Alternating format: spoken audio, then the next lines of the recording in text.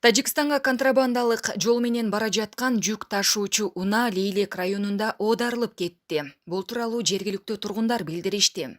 Маалыматка караганда жүк ташуучу унаанын айдоочусу чек араны бузуп өтүүгө аракет кылган. Айдоочу чек арага жол аркылуу эмес, тоо аралап өтөм деп баратып оодарылып калган. Бул окуя чек ара бекетинин жанында орун алган жана алар көрүп турушса да унчугушкан эмес деп билдиришти күбөлөр. Видеодо алыс эмес жерде чек ара бекетинин палаткаларын көрүүгө болот. Мындан тышкары жергиликтүү жашоочулар бул контрабандалык жүк ошол аймактагы чиновникке таандык деп айтылат видеодо.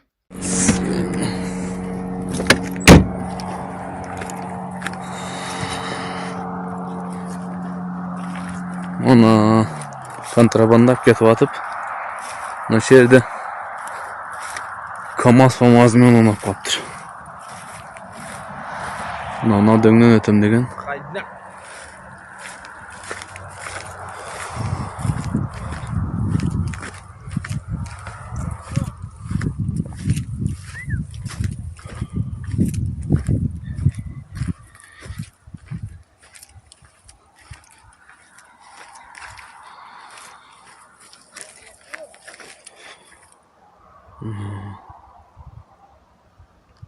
Kontrabandanın kasapet.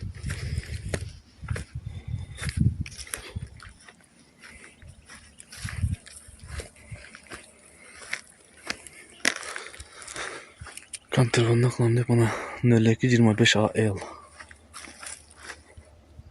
O pagranlar. O jakta. Pagrandarın aldı kan. Kontrabandan. Buna pagranlar keldi diyor. Сүлүктүн мерине таандык жүк ташуучу машина контрабандалык көмүр алып баратып оодарылды. Маалыматты редакциянын кол борборуна окурман жөнөткөн. Бир күн мурун контрабандалык көмүр ташып бараткан жүк ташуучу машина кыргыз-тажик чек арасындагы посттон алыс эмес жерден коңдорулуп кетти. Бул фирма Тажикстанга көмүр ташыйт деп жергиликтүү тургундар айтып беришти. Лейлек районунун акими Алмаз Рахманкуловдун Кактус медиага берген маалыматына ылайык, авария чек арага чектеш жерде болду. Болжолдуу маалыматтар боюнча жүк ташуучу машина коңшу өлкөгө көмүр чыгарып бараткан. Уна Коргончо деген жерден коңторулган. Учурда райондук ички иштер башкармалыгы кылмыш ишин козгоду. Көмүр иштеткен фирма мурда Сүлүктүү шаарынын мерине таандык болчу.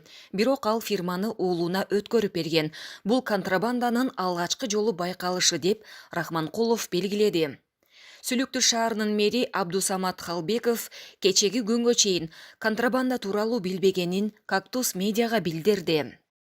Шаардын мэри болуп дайындалары менен фирманы уулума өткөрүп бергем. Ал жакта иштер эмне болуп жатканын билген эмесмин. Кече жакында эле уктум. Мага балдар айткандай, машинаны айдап бараткан шопур балдар унааны биздин фирмадан ижарага алышкан экен. Биз бардыгын сураштырып тактайбыз. Ал эми көмүрдү аз камсыздууларга таратабыз деп Халбеков убада берди. Булак Кактус Кейжи. Ассаламу алейкум. Санжар Калматай. Мына ол болгон окуя боюнча мына уяты жок пограничниктердин кылган кылыгын карагыла. Постун алдыдан явно Тажикстанга карап контрабанда өтүп кетип атат. Посттун алдыдан, чек арачылардын алдыдан. Бул не деген? Бул контрабанда Сүлүктүү шаарынын мэри Самат дегендики. Буну жөн бейбечара эл кыла албайт муну. Ушундай бийликте отурган чоңдор кылып атат. Бул чек арачынын башчысы, командири Сапар деген. Бул дагы билет бардыгы. Булардын бардыгын билип, ушунун кылгандарына карагыла эми уяты жоктор. Кече эле эмне болду эле? Кече эле эсиден чыкты, буларга акча болсо болду, буларга эптеп контрабанда кылат. Посттун алдыдан ушу чек арадан өтүп, уже Тажикстанга өтүп кетип жаткан жерден аңтарылып калып, жашыра албай уже былыгы чыгып отурат эми. Ушуну чоңдорго, Бишкекте отурган чоңдорго көрсүн, билсин, булардын Лейлекте не иш кылып аткандарын чоңдордун. Бул 18-iyul 2021-жыл Баткен областы Лелек району Кальсу айылы. Анеке. Сабатан havası.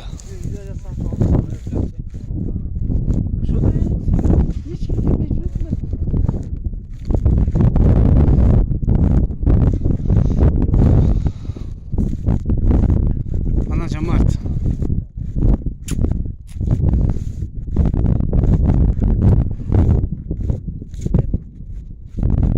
Merdik havası. Bu kasbinen. Hadi uzara. Hadi uzakta. Evet, taksın.